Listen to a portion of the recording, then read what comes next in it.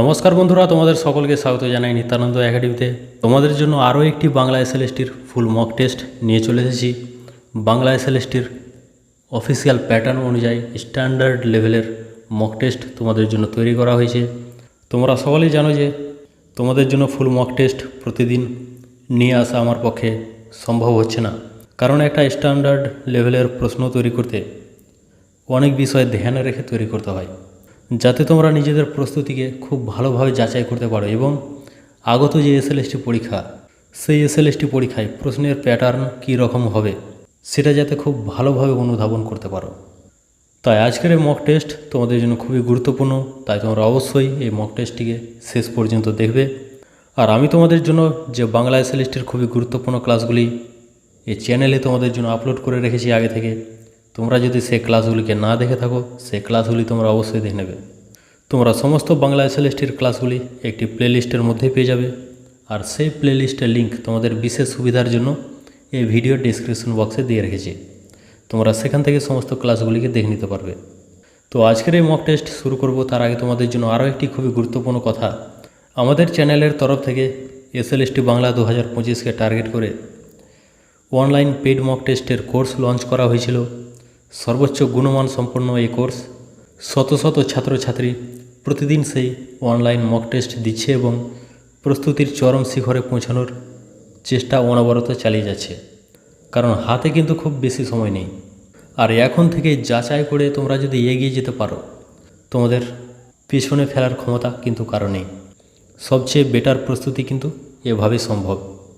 তো আমাদের সেই মক টেস্ট কোর্সে তোমরা কি পেয়ে যাবে? আমাদের সেই মক টেস্ট কোর্সে তোমরা পেয়ে যাবে টপিক ওয়াইজ মক টেস্ট, পাঠ্যপুস্তক, ব্যাকরণ, সাহিত্যের ইতিহাস, 60 নম্বরের প্রচুর মডেল টেস্ট, এসএলএসটির অফিসিয়াল প্যাটার্ন অনুযায়ী সময় ধরে তোমরা পরীক্ষা দেওয়ার সুযোগ পাচ্ছ, যার মাধ্যমে তোমাদের রিয়েল টাইম প্র্যাকটিস হয়ে যাবে। এই মক টেস্ট কোর্সটি নেওয়ার কারণ এটাই হচ্ছে যে পরীক্ষার আগে তোমরা নিজের প্রস্তুতি যাচাই করতে পারছো, ভুল ধরার ও সংশোধনের সুযোগ পেয়ে পরীক্ষার আগেই নিজেকে সম্পূর্ণরূপে পারফেক্ট করে তুলতে পারছো এই মক টেস্ট কোর্সের মাধ্যমে। রুটিন মাফিক একটা প্রস্তুতির ডিসিপ্লিন গড়ে তুলতে পারবে এই মক টেস্টের মাধ্যমে। আর এই মক টেস্ট তোমরা ঘরে বাইরে যখন ইচ্ছে তখন এবং যতবার ইচ্ছে ততবারই দিতে পারবে। তো এই মক টেস্ট কোর্সটি যারা নেবে, তোমরা স্ক্রিনে যে নম্বরটি দেখতে পাচ্ছ সেই নম্বরে 399 টাকা পেমেন্ট করে ওই নম্বরে স্ক্রিনশট হোয়াটসঅ্যাপ করে নেবে। তাহলে চলো এবার আমাদের খুবই গুরুত্বপূর্ণ মক টেস্ট শুরু করা যাক। প্রত্যেকে কিন্তু সঠিক উত্তর কমেন্ট করে জানাতে থাকবে। তো আমাদের প্রথম প্রশ্ন দেখো, রেজিয়া নাটকটি কে লিখেছেন? চার্লস হকেট, বঙ্কিমচন্দ্র চট্টোপাধ্যায়, মধুসূদন দত্ত নাকি রাজা রামমোহন রায়? যারা পারবে অবশ্যই সঠিক উত্তর কমেন্ট করে জানাবে। রেজিয়া নাটকটি কে লিখেছেন? তো এই প্রশ্নের সঠিক উত্তরটি হয়ে যাবে মধুসূদন দত্ত। চলো 2 নম্বর প্রশ্নে চলে যাই। কাজী নজরুল ইসলামের প্রথম কবিতা মুক্তি যে পত্রিকায় প্রকাশিত হয়, বিজলি, বঙ্গদর্শন, মুসলিম ভারত নাকি বঙ্গীয় মুসলমান সাহিত্য? প্রত্যেকে সঠিক উত্তর কমেন্ট করে জানাও কোনটি হবে সঠিক উত্তর। তো এই প্রশ্নের সঠিক উত্তরটি হয়ে যাবে বঙ্গীয় মুসলমান সাহিত্য।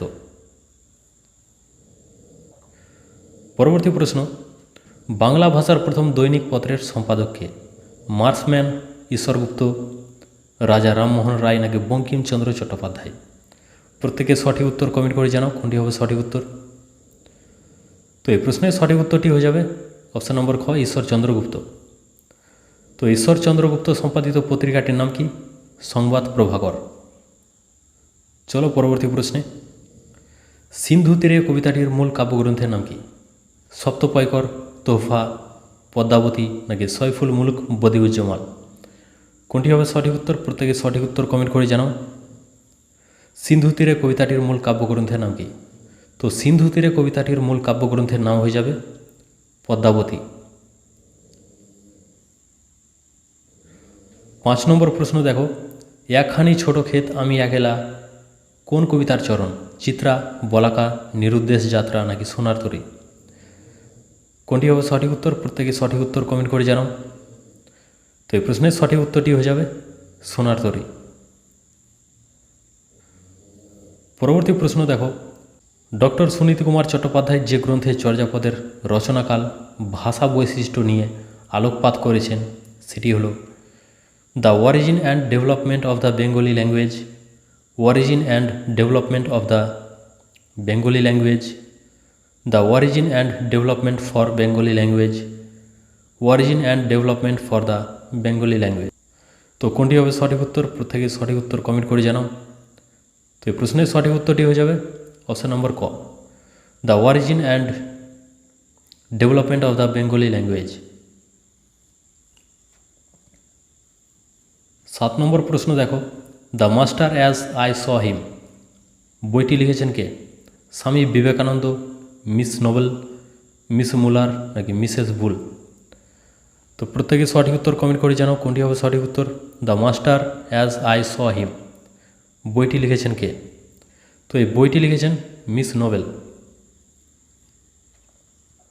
8 নম্বর প্রশ্ন দেখো, বাংলায় ইনকিলাব শব্দটি ঢুকিয়েছেন কে?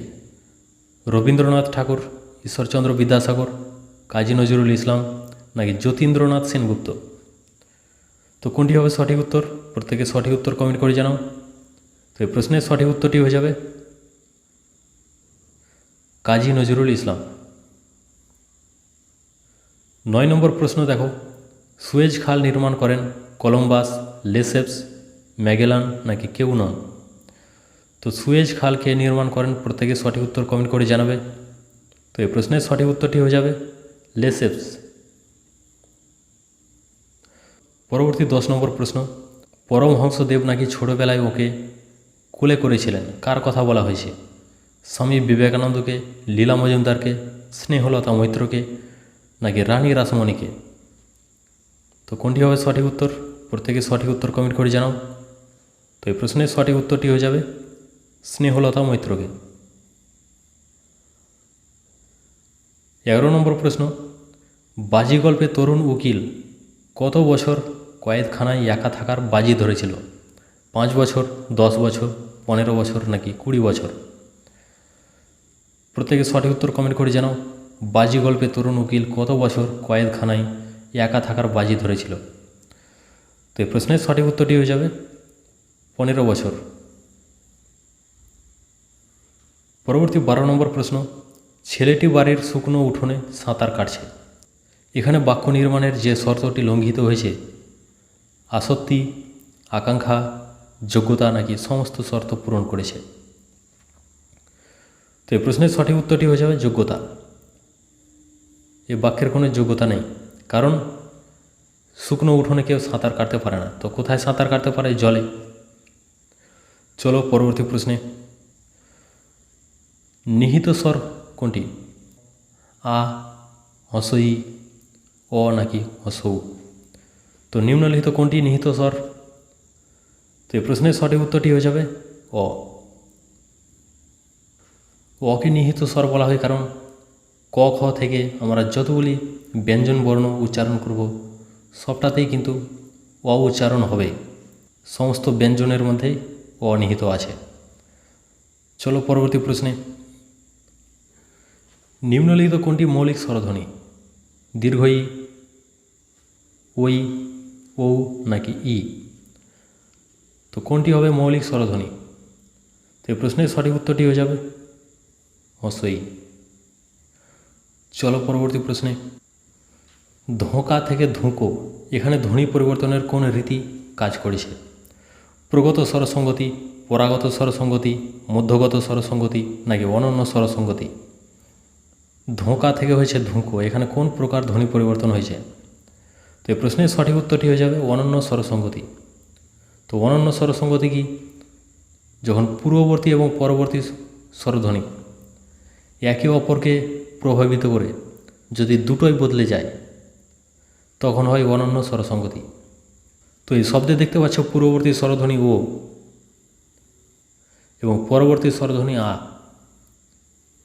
দুটোই একে অপরকে প্রভাবিত করে দুটোই বদলে গেছে।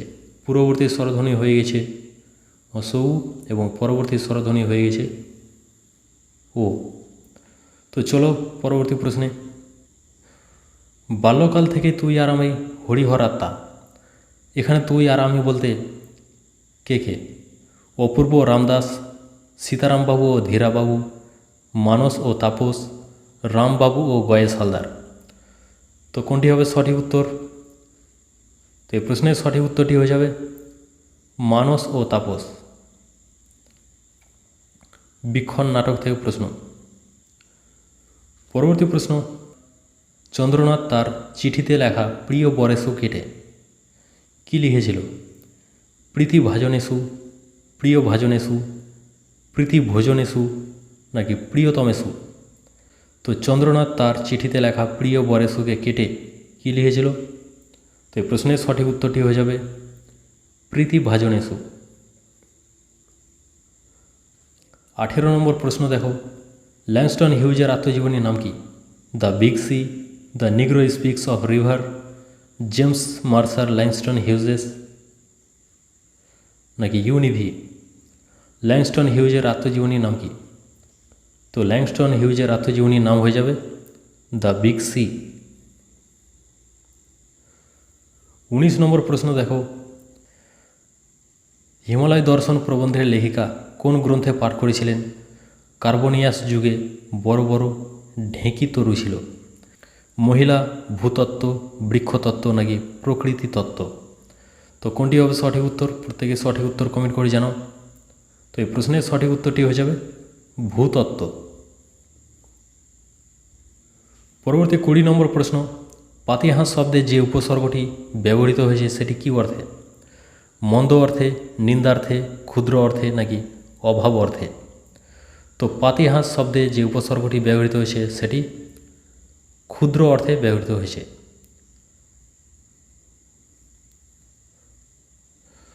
পাতিহাঁস শব্দে পাতি উপসর্গটি ক্ষুদ্র অর্থে ব্যবহৃত হয়েছে। চলো পরবর্তী প্রশ্নে। 21 নম্বর প্রশ্ন দেখো, শ্রীকৃষ্ণ কীর্তন কাব্যের দ্বাদশ খণ্ডের নাম কি? রাধাবিরহ, বংশীখণ্ড, দানখণ্ড নাকি নৌকাখণ্ড? শ্রীকৃষ্ণ কীর্তন কাব্যের দ্বাদশ খণ্ডের নাম কি? তো শ্রীকৃষ্ণ কীর্তন কাব্যের দ্বাদশ খণ্ডের নাম হচ্ছে বংশীখণ্ড। 22 নম্বর প্রশ্ন, কবি কৃত্তিবাস বাল্মীকি রামায়ণের অনেক প্রসঙ্গ পরিত্যাগ করেছেন। তাদের মধ্যে একটি হলো বশিষ্ঠ বিশ্বামিত্র বিরোধ, দশরথের পুত্রদের জাতকর্ম, বাঙালির খাদ্যদ্রব্য নাকি উপরের কোনোটি নয়? তো কবি কৃত্তিবাস বাল্মীকি রামায়ণের কোন অংশটি পরিত্যাগ করেছেন? প্রত্যেকে সঠিক উত্তর কমেন্ট করে জানাও। তো এই প্রশ্নের সঠিক উত্তরটি হয়ে যাবে বশিষ্ঠ বিশ্বামিত্র বিরোধ। 23 নম্বর প্রশ্ন দেখো, আমার সোনার ক্ষেত শুষিছে অজন্মা প্রেত, এ কথা বলেছেন কে? সামন্ত জয়সেন, ধর্মপাল, রত্নাকর শেঠ নাকি বুদ্ধ? আমার সোনার ক্ষেত শুষিছে অজন্মা প্রেত, এ কথা কে বলেছে? প্রত্যেকে সঠিক উত্তর কমেন্ট করে জানাও। তো এই প্রশ্নের সঠিক উত্তরটি হয়ে যাবে ধর্মপাল। 24 নম্বর প্রশ্ন দেখো, পদ্মকোষের বজ্রমণি ওই আমাদের ছেলের দল, এখানে দল কোন প্রকার বিশেষ্য? সংজ্ঞাবাচক বিশেষ্য, সংখ্যাবাচক বিশেষ্য, সমষ্টিবাচক বিশেষ্য নাকি ভাববাচক বিশেষ্য? তো দল এটি কোন প্রকার বিশেষ্য হবে? প্রত্যেকে সঠিক উত্তর কমেন্ট করে জানাও। তো দল এটি হয়ে যাবে সমষ্টিবাচক বিশেষ্য। দল অর্থাৎ অনেকগুলি ছেলের সমষ্টিকে বোঝাচ্ছে, তাই এটি হয়ে যাবে সমষ্টিবাচক বিশেষ্য। চলো 25 নম্বর প্রশ্নে।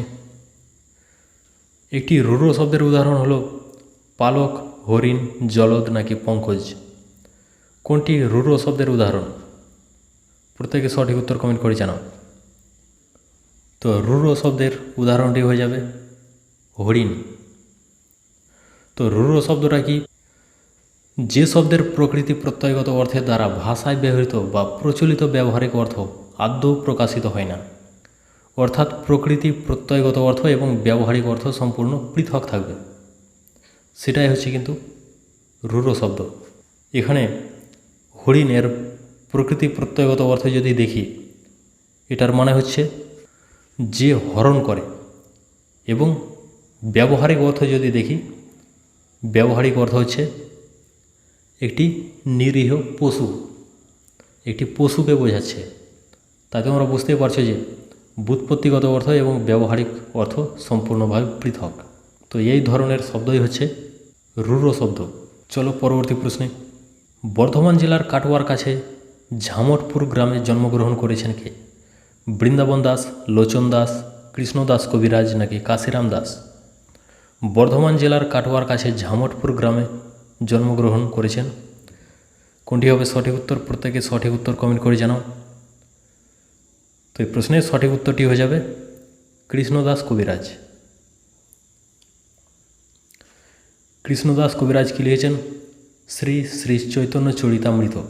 কৃষ্ণদাস কবিরাজই বলেছেন বৃন্দাবন দাসকে চৈতন্য লীলার ব্যাস।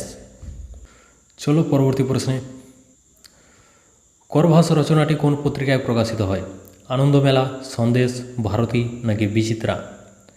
করভাস রচনাটি কোন পত্রিকায় প্রকাশিত হয়? প্রত্যেকে সঠিক উত্তর কমেন্ট করে জানাও। তো করভাস রচনাটি যে পত্রিকায় প্রকাশিত হয় সেটি হচ্ছে আনন্দমেলা। 28 নম্বর প্রশ্ন। বিভূতিভূষণের কোন উপন্যাসে নিশ্চিন্দিপুর গ্রামের নাম রয়েছে? বিপিনের সংসার, আরণ্যক, পথের পাঁচালী নাকি কেদার রাজা? তো বিভূতিভূষণ বন্দ্যোপাধ্যায়ের কোন উপন্যাসে নিশ্চিন্দিপুর গ্রামের নাম রয়েছে? তো প্রত্যেকে সঠিক উত্তর কমেন্ট করে জানাও। তো এই প্রশ্নের সঠিক উত্তরটি হয়ে যাবে পথের পাঁচালী উপন্যাসে। 29 নম্বর প্রশ্ন। যে কথার ভেতর মিস্ট্রি নেই তা কবিতা নয়, কি হতে পারে? পদ্য, গদ্য, উপন্যাস নাকি কাব্যগ্রন্থ? তো যে কথার ভেতর মিস্ট্রি নাই তা কবিতা নয়, পদ্য হতে পারে। চলো পরবর্তী প্রশ্নে। বুদ্ধদেব বসুর প্রথম কবিতার নাম কি? মর্মবাণী, যাত্রী, অচেনা মানুষ নাকি কাল? বুদ্ধদেব বসুর প্রথম কবিতার নাম কি? তো বুদ্ধদেব বসুর প্রথম কবিতার নাম হয়ে যাবে যাত্রী। আর বুদ্ধদেব বসুর প্রথম কাব্যগ্রন্থের নাম হয়ে যাবে মর্মবাণী। চলো পরবর্তী প্রশ্নে। 31 নম্বর প্রশ্ন। তদারক শব্দটি হলো আরবি শব্দ, ফার্সি শব্দ, পর্তুগিজ শব্দ নাকি দেশি শব্দ? কোনটি হবে সঠিক উত্তর? প্রত্যেকে সঠিক উত্তর কমেন্ট করে জানাও। তো তদারক এই শব্দটি হয়ে যাবে আরবি শব্দ। পরবর্তী প্রশ্ন। দ্রষ্টব্য শব্দের সঠিক প্রকৃতি প্রত্যয়টি হলো দৃষ্টযোগতব্য, দৃশযোগত, দৃশ্যযোগতব্য, দৃষ্টযোগতব্য। কোনটি হবে সঠিক উত্তর? প্রত্যেকে সঠিক উত্তর কমেন্ট করে জানাও। তো এই প্রশ্নের সঠিক উত্তরটি হয়ে যাবে দৃশ্যযোগতব্য। পরবর্তী প্রশ্ন। চণ্ডীদাসের ভাবশিষ্য কাকে বলা হয়? বিদ্যাপতিকে, গোবিন্দ দাসকে, জ্ঞান দাসকে নাকি বলরাম দাসকে? চণ্ডীদাসের ভাবশিষ্য কাকে বলা হয়? তো এই প্রশ্নের সঠিক উত্তরটি হয়ে যাবে জ্ঞান দাসকে। আর বিদ্যাপতিকে বলা হয় কবি সার্বভৌম। আর মৈথিলী কোকিলও বলা হয় বিদ্যাপতিকে। আর তার সাথে মনে রাখবে গোবিন্দ দাসকে বলা হয় দ্বিতীয় বিদ্যাপতি। তার সাথে মনে রাখবে অভিনব জয়দেব বলা হয় বিদ্যাপতিকে। তার সাথে বিদ্যাপতির কিছু কাব্য তোমাদের মনে রাখতে হবে। পুরুষ পরীক্ষা, কীর্তিলতা, কীর্তি পতাকা, শৈব সর্বস্বহার। তার সাথে এটিও মনে রাখবে যে বিদ্যাপতি কীর্তিলতা কাব্যে নিজেকে খেলন কবি বলেছেন। খেলন কবি বা খেলুরে কবি বলেছেন কীর্তিলতা কাব্যে। চলো পরবর্তী প্রশ্নে। 34 নম্বর প্রশ্ন। প্রথম honesty is the best policy গ্রহণ করেছিল লোহিত সাগর, সুয়েজ ক্যানাল, আরব সাগর নাকি ভূমধ্য সাগর? প্রথম honesty is the best policy গ্রহণ করেছিল নিম্নলিখিত কোনটি? প্রত্যেকে সঠিক উত্তর কমেন্ট করে জানাও। তো এই প্রশ্নের সঠিক উত্তরটি হয়ে যাবে ভূমধ্য সাগর। 35 নম্বর প্রশ্ন দেখো। বালিগঞ্জ ক্লাবের সাঁতারের ট্রেনার কে ছিলেন? ক্ষিতিশ সিংহ, হরিচরণ, প্রাণবেন্দু বিশ্বাস নাকি ধীরেন ঘোষ? বালিগঞ্জ সুইমিং ক্লাবের ট্রেনার কে ছিলেন? প্রত্যেকে সঠিক উত্তর কমেন্ট করে জানাও। তো এই প্রশ্নের সঠিক উত্তরটি হয়ে যাবে প্রাণবেন্দু বিশ্বাস। পরবর্তী প্রশ্ন। তাঁতের তৈরি কাপড় সুদৃশ্য তাঁতের কোন প্রকার সম্বন্ধ? কর্তৃ সম্বন্ধ, করণ সম্বন্ধ, কর্ম সম্বন্ধ নাকি অধিকরণ সম্বন্ধ? কোনটি হবে সঠিক উত্তর? প্রত্যেকে সঠিক উত্তর কমেন্ট করে জানাও। তো তাঁতের অর্থাৎ তাঁতের দ্বারা তৈরি। তো দ্বারা দিয়ে বুঝালে কি হয়? করণ। তাই এটি হচ্ছে করণ সম্বন্ধ। চলো পরবর্তী প্রশ্নে 37 নম্বর প্রশ্ন, বাইরের আলো যখন কমতে লাগলো তখন ভেতরের আলো জ্বালাবার ব্যবস্থা করো। উক্তিটি কার?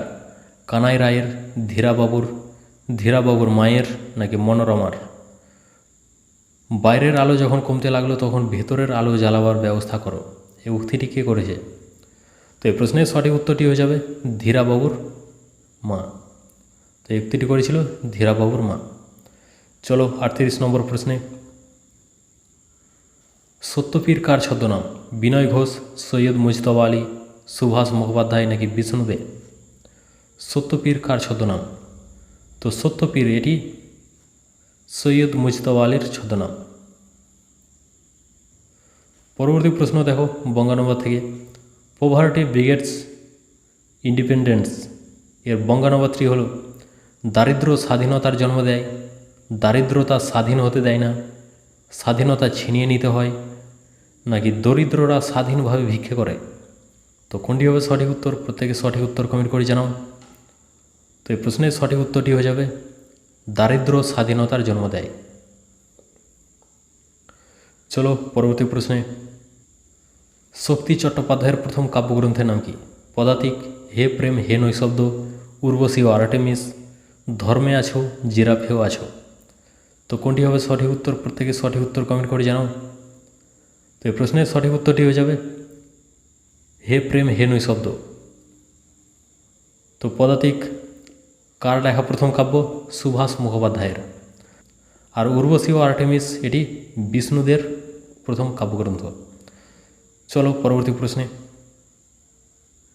যে ইংরেজি জানে না সে মনুষ্য পদবাচ্যই নহে, কার ধারণা এটি? অঘোরবাবু, জয়রাম মুখোপাধ্যায়, প্লেটোর নাকি নব্য হাকিমগণের? তো কোনটি হবে সঠিক উত্তর? প্রত্যেকে সঠিক উত্তর কমেন্ট করে জানাও। তো এই প্রশ্নের সঠিক উত্তরটি হয়ে যাবে নব্য হাকিমগণের। 42 নম্বর প্রশ্ন দেখো, কালবৈশাখীর মাঝে কার সুগভীর পরামর্শ আছে? সূর্যের, ধ্রুবতারার, ইন্দ্রের নাকি কালপুরুষের? কালবৈশাখীর মাঝে কার সুগভীর পরামর্শ আছে? তো এই প্রশ্নের সঠিক উত্তরটি হয়ে যাবে কালপুরুষের। পরবর্তী 43 নম্বর প্রশ্ন, শেক্সপিয়ারের রোমিও অ্যান্ড জুলিয়েট নাটকের অবলম্বনে হরচন্দ্র ঘোষ রচনা করেছেন কোনটি? চারুমুখ চিত্তহারা, ভানুমতি চিত্তবিলাস, রজতগিরি নন্দিনী নাকি অশ্রুমতি? তো কোনটি হবে সঠিক উত্তর? প্রত্যেকে সঠিক উত্তর কমেন্ট করে জানাবে। তো এই প্রশ্নের সঠিক উত্তরটি হয়ে যাবে চারুমুখ চিত্তহারা। তার সাথে মনে রাখবে শেক্সপিয়ারের মার্চেন্ট অফ ভেনিস এর অবলম্বনে হরচন্দ্র ঘোষ রচনা করেছিলেন ভানুমতি চিত্তবিলাস। চলো পরবর্তী প্রশ্নে, কোনটি আনা কারেনিনা উপন্যাসের চরিত্র নয়? আনা কারেনিনা, ভ্রোনস্কি, স্তেফান অপোলোনস্কি নাকি গেরাসিম? তো কোনটি হবে সঠিক উত্তর? প্রত্যেকে সঠিক উত্তর কমেন্ট করে জানাও। তো এই প্রশ্নের সঠিক উত্তরটি হয়ে যাবে গেরাসিম। গেরাসিম এটি আনা কারেনিনা উপন্যাসের চরিত্র নয়। তো কোন উপন্যাসের চরিত্র এটি? তো এই চরিত্রটি হচ্ছে the death of Ivan Ilyich উপন্যাসের। চলো পরবর্তী প্রশ্নে, পরবর্তী 45 নম্বর প্রশ্ন, নলোদয় আখ্যান কাব্যের রচয়িতা কে? ভারতচন্দ্র, মধুসূদন দত্ত, কালিদাস নাকি রামপ্রসাদ সেন? নলোদয় আখ্যান কাব্যের রচয়িতা কে? তো নলোদয় এই আখ্যান কাব্যের রচয়িতা হচ্ছেন কালিদাস রায়। 46 নম্বর প্রশ্ন, বড় সোন গোহালি কিমু দুঃঠ বলন্দে অংশটির রচয়িতা কে? কঙ্কনপা, ভসুকুপা, সরহপা নাকি লুইপা? তো কোনটি হবে সঠিক উত্তর? প্রত্যেকে সঠিক উত্তর কমেন্ট করে জানাও। তো এই প্রশ্নের সঠিক উত্তরটি হয়ে যাবে সরহপা। তো এই পদটির মানে কি? তো এই পদটির মানে হচ্ছে দুষ্টু গরুর চেয়ে শূন্য গোয়াল অনেক ভালো। চলো 47 নম্বর প্রশ্নে, জটাধর বক্সী বিখ্যাত চরিত্রের স্রষ্টা হলেন কে? সত্যজিৎ রায়, প্রেমেন্দ্র মিত্র, নারায়ণ গঙ্গোপাধ্যায় নাকি রাজশেখর বসু? তো এই প্রশ্নের সঠিক উত্তরটি হয়ে যাবে রাজশেখর বসু। জটাধার বক্সী বিখ্যাত চরিত্রের স্রষ্টা হচ্ছেন রাজশেখর বসু। তার সাথে মনে রাখবে প্রেমেন্দ্র মিত্রর সৃষ্ট বিখ্যাত চরিত্র হচ্ছে ঘনাদা। চলো পরবর্তী প্রশ্নে 48 নম্বর প্রশ্ন। রবীন্দ্রনাথের ছুটি গল্পে ফটিকের বয়স কত ছিল? 10 বছর, 11 বছর, 17 বছর নাকি 13 বছর? রবীন্দ্রনাথের ছুটি গল্পে ফটিকের বয়স কত? প্রত্যেকে সঠিক উত্তর কমেন্ট করে জানাও। তো এই প্রশ্নের সঠিক উত্তরটি হয়ে যাবে 13 বছর। চলো পরবর্তী প্রশ্নে। চিত্রগুপ্তের ফাইল উপন্যাসের পূর্ব নাম কী ছিল? মীনা কুমারী, জমিদারের মেয়ে, তিন পুরুষ নাকি কালপুরুষ? চিত্রগুপ্তের ফাইল উপন্যাসের পূর্ব নাম কী ছিল? তো চিত্রগুপ্তের ফাইল এই উপন্যাসের পূর্ব নাম ছিল মীনা কুমারী। 50 নম্বর প্রশ্ন দেখো। উপকথা কোন অর্থে অব্যয়ীভাব? ক্ষুদ্রতা, সাদৃশ্য, সমীপ্য নাকি অভাব? উপকথা কোন অর্থে অব্যয়ীভাব? তো উপকথা এটি সাদৃশ্য অর্থে অব্যয়ীভাব। উপকথা অর্থাৎ কথার সদৃশ। চলো পরবর্তী প্রশ্নে। বাংলা বর্ণমালায় স্পর্শ বর্ণের সংখ্যা কয়টি? 12টি, 16টি, 25টি নাকি 7টি? প্রত্যেকে সঠিক উত্তর কমেন্ট করে জানাও কোনটি হবে সঠিক উত্তর। বাংলা বর্ণমালায় স্পর্শ বর্ণের সংখ্যা কয়টি? তো বাংলা বর্ণমালায় স্পর্শ বর্ণের সংখ্যা হচ্ছে 25টি। ক থেকে ম পর্যন্ত যতগুলি বর্ণ রয়েছে সবকটাই হচ্ছে কিন্তু স্পর্শ বর্ণ। চলো 52 নম্বর প্রশ্নে। পারাবার শব্দের সন্ধির সূত্রটি হলো অ যোগ অ হয়েছে আ, অ যোগ আ আ, আ যোগ অ হয়েছে আ, আ যোগ আ হয়েছে আ। তো কোনটি হবে সঠিক উত্তর? প্রত্যেকে সঠিক উত্তর কমেন্ট করে জানাও। পারাবার শব্দে সন্ধির সূত্রটি কি? তো এই প্রশ্নের সঠিক উত্তরটি হয়ে যাবে অ যোগ অ মিলে হয়েছে আ। তো পারাবার শব্দের সন্ধি বিচ্ছেদ করলে কি হবে? পার যোগ অবার, পারাবার। চলো পরবর্তী প্রশ্নে।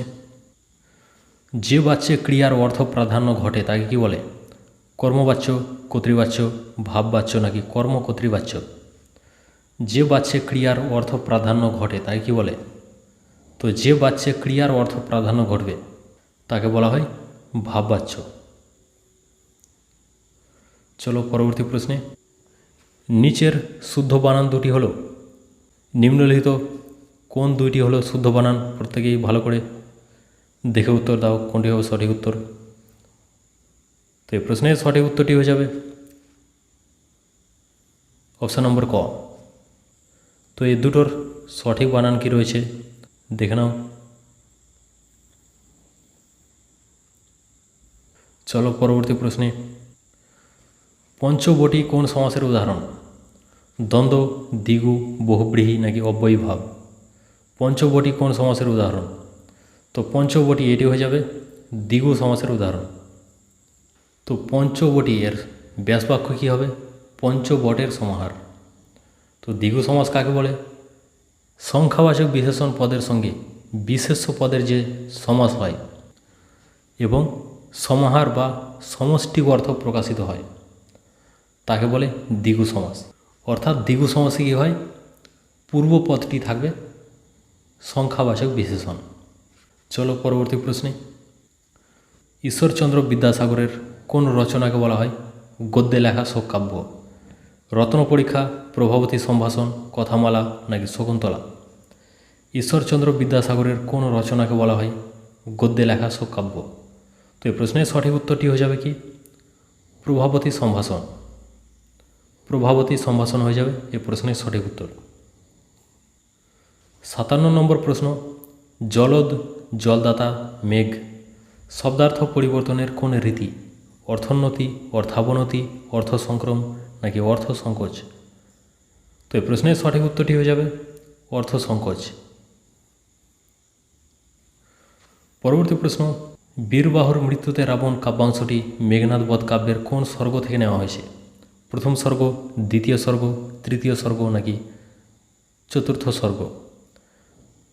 প্রত্যেকে সঠিক উত্তর কমেন্ট করে জানাও। তো এই প্রশ্নের সঠিক উত্তরটি হয়ে যাবে প্রথম স্বর্গ থেকে নেওয়া হয়েছে। চলো পরবর্তী প্রশ্নে। সেলফ কালচার বইটি কার? শিবনাথ শাস্ত্রী, ব্ল্যাকি, টলস্টয় নাকি উইলিয়াম শেক্সপিয়ার? সেলফ কালচার বইটি কার? তো সেলফ কালচার এই বইটি হচ্ছে ব্ল্যাকির।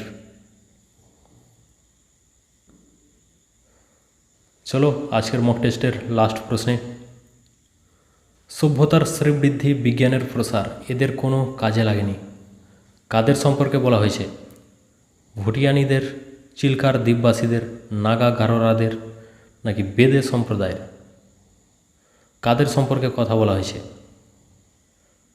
তো এই প্রশ্নের সঠিক উত্তরটি হয়ে যাবে চিল্কার দ্বীপবাসীদের। তো আজকের ফুল মক টেস্টের ক্লাস এখানে শেষ হচ্ছে।